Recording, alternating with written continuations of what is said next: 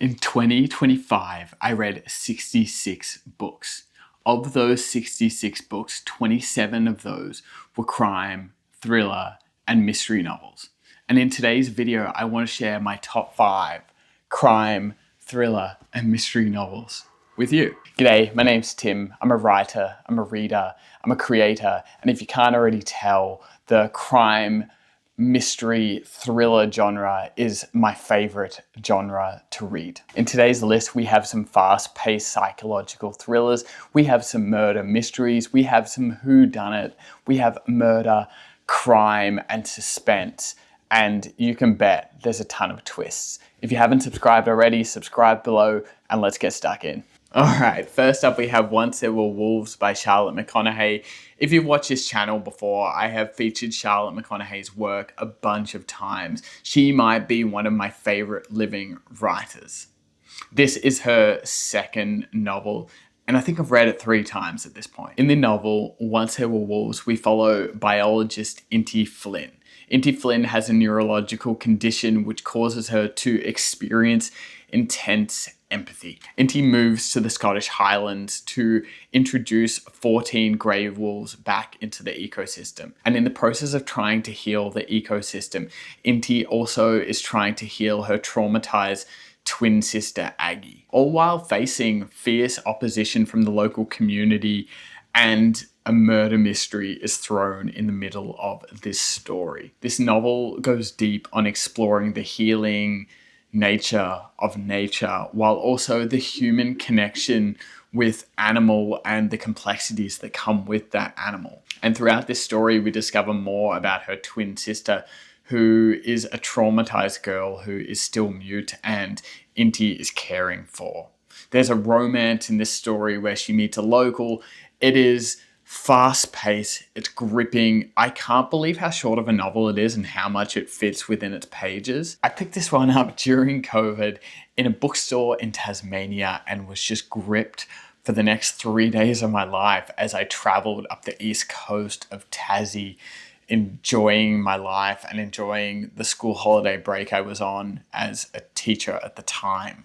Charlotte McConaughey does this thing where she inserts you into this story. She zips open her pages, she puts you in, you follow the characters, and you get to watch it in real time. It feels like a film. It feels so organically real and honest, and there isn't many writers in the world that can do what Charlotte McConaughey does with her writing.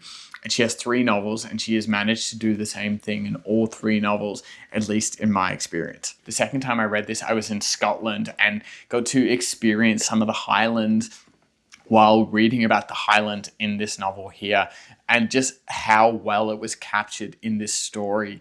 Not to mention that wolves are incredibly cool, but just like that story premise alone was enough to grip me from start to finish and be in love with what this story is. Once There Were Wolves is maybe my favorite novel by Charlotte McConaughey thus far.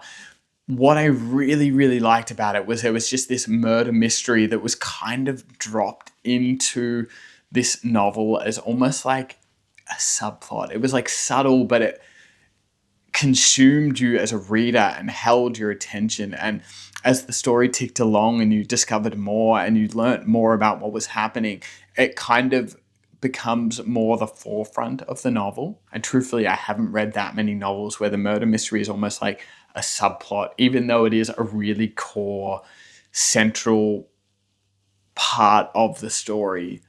It doesn't quite feel that way, if that makes sense. And so the question for this novel comes down to, what will Inti Flynn do to protect her wolves? And what will happen when the man she's falling in love with becomes the prime suspect of a murder? Anyway, that's Once There Were Wolves by Charlotte McConaughey. I love her writing. I love her work. Damn. All right, next up is Strange Pictures by Yukitsu. This was a strange surprise. A Japanese mystery, crime, murder, suspense novel. This story invites readers to immerse themselves into one of the darkest mysteries. The story is broken up into 4 different chapters, which almost runs in 4 different perspectives or 4 different subplots. And throughout those chapters, you are solving a crime. And all of these crimes are linked loosely to the same crime. And throughout the story, you are putting together pieces to uncover what happened.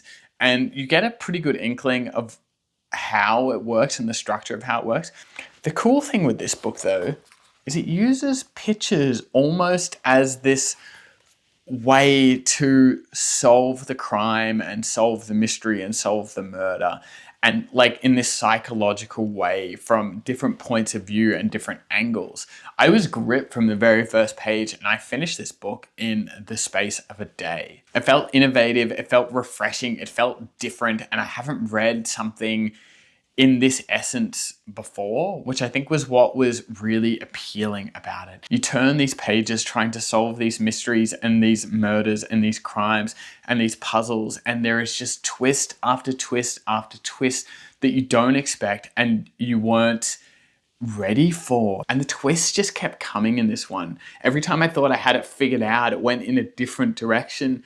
And I was just surprised with the overall delivery of this book. If you want something different, if you want something original, if you want something strange and suspenseful, Strange Pictures by Yukitsu is all of those things. All right, next up is Scrublands by Chris Hammer, a gritty Australian noir thriller set in a drought-stricken town. We follow the journalist Martin Scarsden, who goes to investigate a town who has had a mass shooting by a priest a year before. A year after the tragedy, Scarsden finds that the town is harboring secrets and is trying to uncover the truth. And as he digs deeper, he uncovers a deep conspiracy within the town, forcing him to risk his life to uncover the story. Scrublands is one of those Australian noir, thriller, crime, whodunit, murder mystery novels that keeps you on the edge of your seat from start to finish. Chris Hammer is one of the best crime writers in the game, and his attuned to detail throughout the story is what really sets him apart. When Martin Scarsden arrives in the town and discovers that the story didn't quite add up and digs deeper into the truth of what Riverend, the town, is hiding. This story is enriched by the Australian outback as the landscape, and having this isolation is almost a character that holds the story in this bottle until it explodes at the seams and the plot thickens and the layers just continue to ebb out. Chris Hammer used to be a journalist, so really nails Martin Scarsden as a journalist, and this story in this crime-filled world that he has built is just real, and it feels so connected. You feel like you're there in this little town sitting on a park bench and just observing the details of it. Without giving away too much, there's a love story, a string of murders, and a town who has to reckon with the truth. And that is Scrublands by Chris Hammer. All right, I've got two more. Next up is Jane Harper, but not this Jane Harper novel. The Survivors by Jane Harper. I don't have a current copy of The Survivors on deck at the moment, but it is an atmospheric murder mystery novel set in a Tasmanian coastal town called Evelyn Bay. Kieran Elliott, who returns home with his family, is forced to confront his deep-seated guilt on a past fatal storm.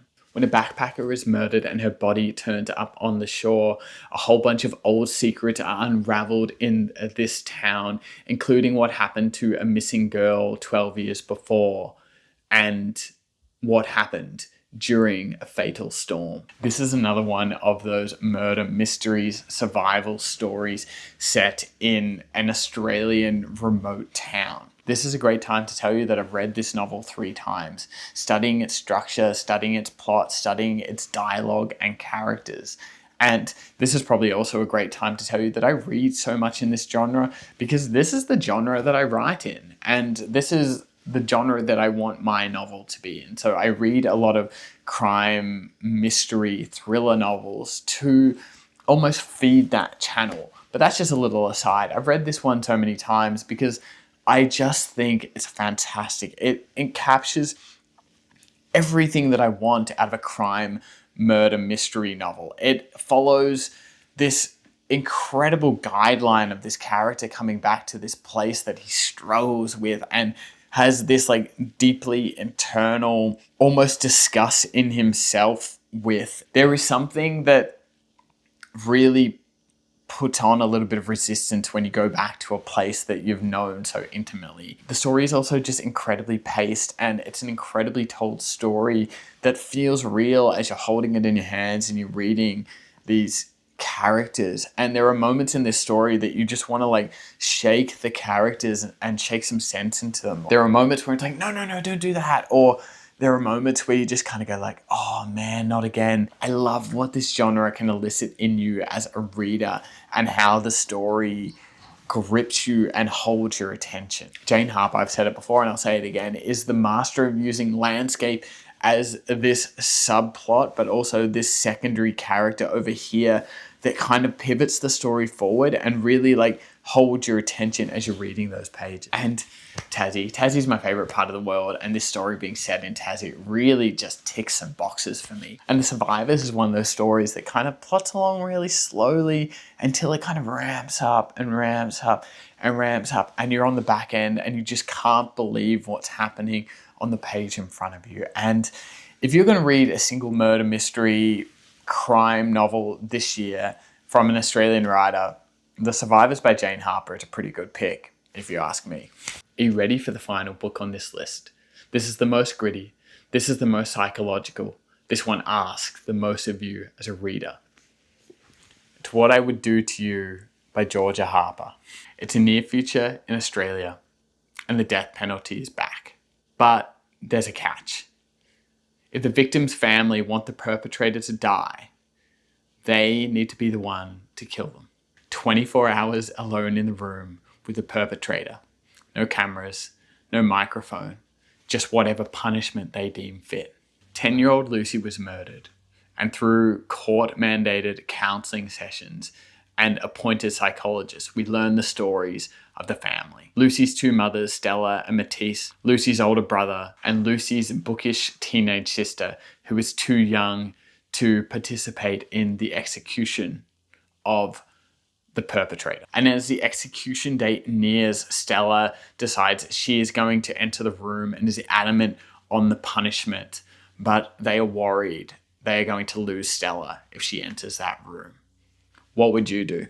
This fictional story, and I should state that it's fictional because the death penalty is not allowed in Australia, asks some serious ethical questions of you as a reader, what you would do, how you would think. What I Would Do to You reframes some serious questions that we've always just kind of accepted as reality, and it reframes what crime and punishment and what murder looks like and how we value people in society. I was just captured by this idea and this like hypothetical of asking the questions of yourself. And throughout the story and throughout the novel, you go back and forth and kind of go like, hold on, the more you uncover about the crime itself and the murder and the details and what happened, the further you kind of weigh one side versus the other side. And at the end, there's twists and there's turns, and the psychological element of it is just